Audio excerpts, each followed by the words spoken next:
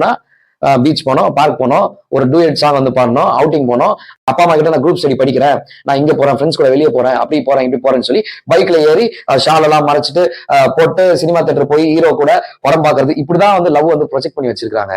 இதுதான் இப்போ உள்ள ஜென்ரேஷன் அன்பு அப்படின்னு சொல்லிட்டு இருக்கிறாங்க. இதுதான் லவ். இது சிம்பிளா ஒரே ஒரு வார்த்தை சொல்லிடலாம், breaking the parents trust is love அப்படி கூட சொல்லிக்கலாம். ஏன்னா லவ் அப்படின்னு சொல்லி பார்க்கும்போது 4 வகையான அன்பு வந்து இருக்குது.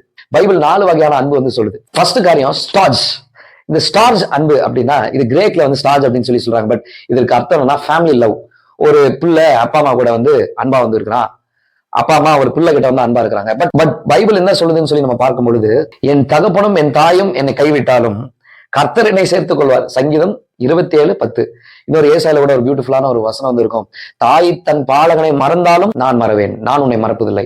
அநேக குழந்தைகளை வந்து பெற்ற உடனே